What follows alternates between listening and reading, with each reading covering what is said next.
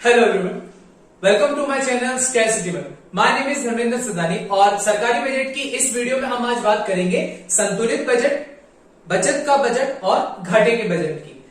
हमने पिछली वीडियो में पढ़ रखा है कि सरकारी बजट का मतलब होता है कि एक लेखा वर्ष की अवधि के दौरान, एक लेखा वर्ष यानी 1 अप्रैल से 31 मार्च के दौरान सरकार को कितना अनुमानित प्राप्ति होने वाली है, यानी अगले साल सरकार को कितना अनुमानित यानी प्रत्याशित पैसा प्राप्त होने वाला है, किन किन सोर्सेस से पैसा प्राप्त होने वाला है और सरकार उस पैसे को कहां कहां खर्च करने वाली है। यानी सरकारी बजट अनुमानित आय और अनुमानित व्यय का एक विवरण प्रपत्र होता है।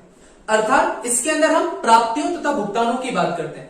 तो उसी आधार पर सरकारी बजट को 3 प्रकारों में बांटा गया है: बचत का बजट, संतुलित बजट और एक होता है घाटे का बजट। सबसे पहले हम बात करते हैं बचत के बजट की। बचत का बजट जिसको हम बोलते हैं सरप्लस बजट। सरप्लस बजट जिसमें अगर बजट प्राप्तियां ज्यादा हैं और अगर बजट भुगतान कम है, यानी बजट प्राप्तियां ज्यादा है बजट भुगतानों से, तो इसे कहते हैं बचत का बजट। यानी सरकार को पैसा ज्यादा मिल रहा है और सरकार को पैसा कम खर्च करना पड़ रहा है, तो यह होता है बचत का बजट।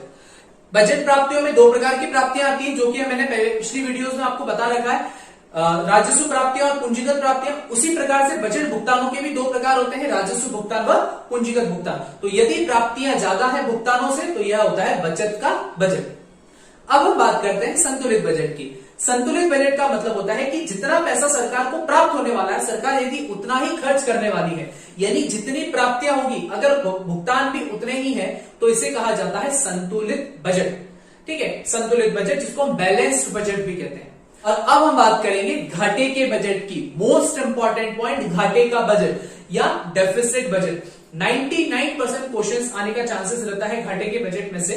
ठीक है, तो घाटे का बजट किसे कहते हैं कि जब सरकार के कुल भुगतान यानी राजस्व और पूंजीगत भुगतान, कुल भुगतान ज्यादा हो और सरकार की कुल प्राप्तियां यानी कि राजस्व प्राप्तियां और पूंजीगत प्राप्तियां कम हो, यानी भुगतान हो ज्यादा, प्राप्तियां हो कम, पैसा खर्च करना ज्यादा पड़ रहा है लेकिन जो पैसा मिल रहा है वो कम मिल रहा है, तो इस प्रकार के बजट को कहा जाता है घाटे का budget, that means deficit budget. घाटे के बजट को 3 प्रकारों में बांटा गया।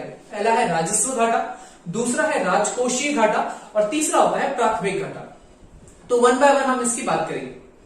सबसे पहले हम बात करते हैं राजस्व घाटे की। राजस्व घाटे का मतलब क्या होता है कि जब सरकार के राजस्व भुगतान राजस्व प्राप्तियों से अधिक होते हैं।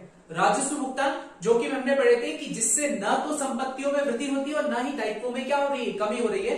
अगर राजस्व भुगतान ज्यादा है और राजस्व प्राप्तियां कम है, राजस्व प्राप्तियां जो हमने पढ़ी थी कर प्राप्तियां और गैर कर प्राप्तियां, तो यदि सरकार के राजस्व भुगतान ज्यादा है और राजस्व प्राप्तियां कम है, तो इस प्रकार के घाटे को कहा जाता है राजस्व घाटा, जिसका फॉर्मूला होता है राजस्व घाटा बराबर राजस्व व्यय माइनस राजस्व प्राप्तियां।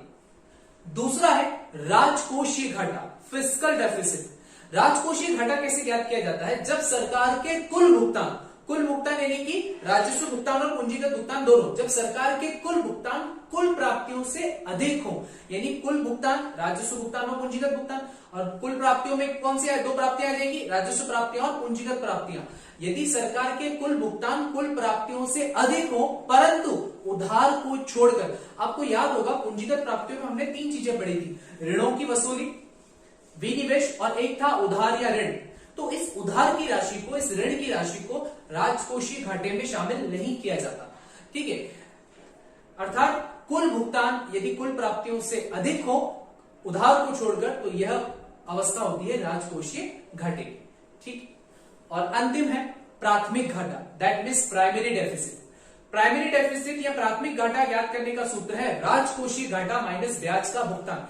यानी सरकार को कितना राजकोषीय घाटा हुआ, फिस्कल डेफिसिट हुआ, उसमें से ब्याज की राशि यानी जितना सरकार ने ब्याज का भुगतान किया है, यदि वह राशि को माइनस कर दिया जाए, ब्याज के भुगतान की राशि को माइनस कर दिया जाए, तो यही घाटा होता है हमारा प्राथमिक घाटा, यानी राजकोषीय घाटा माइनस ब्याज का भुगतान।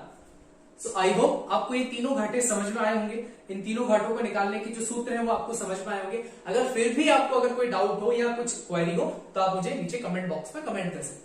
Thank you guys, thank you so much.